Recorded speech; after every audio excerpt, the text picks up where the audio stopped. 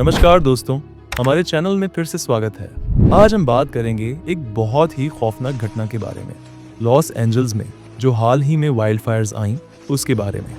ये आग कैसे लगी, कैसे फैल गई और इसने कितना बड़ा नुकसान किया, सब कुछ हम जानेंगे। तो चलिए शुरू करते हैं।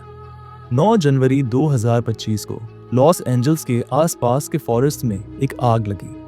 शुरुआत में ये एक छोटी सी आग थी, लेकिन बहुत जल्दी ये एक मैसिव वाइल्ड फायर बन गई। ये आग सेंटा आना विंड्स की वजह से तेज हो गई। ये विंड्स कैलिफोर्निया में बहुत ही डेंजरस होती है, जो आग को जल्दी से एक जगह से दूसरी जगह ले जाती है।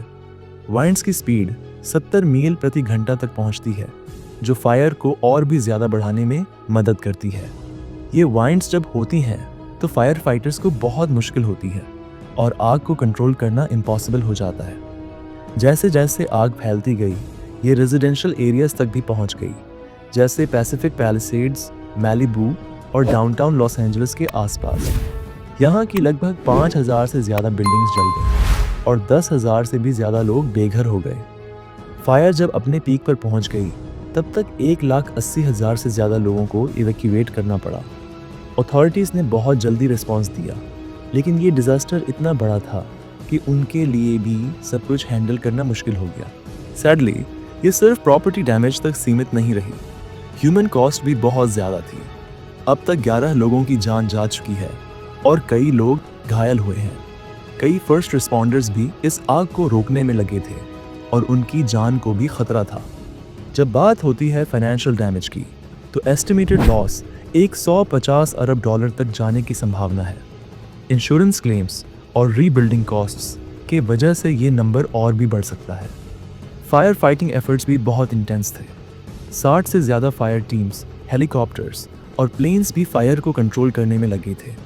ये सब कुछ होने के बावजूद विंड्स और लिमिटेड रिसोर्सेज के वजह से आग को रोकना बहुत चैलेंजिंग हो गया था।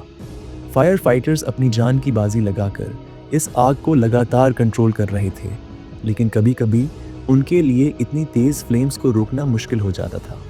अभी भी लोग रिलीफ एफर्ट्स में लगे हैं।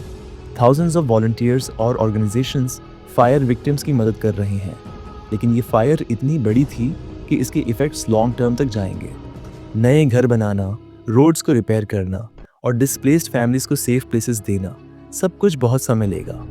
लोगों को अपने घर, अपनी ज़िंदगी वापस पाने में बहुत वक्त लग सकता है और ये रिकवरी प्रोसेस काफ़ी चैलेंजिंग होगा। लेकिन एक बात जो सभी ने सीखी है, वो ये है कि कम्युनिटीज़ ने मिलकर काफ़ी बड़ा सहारा दिया है।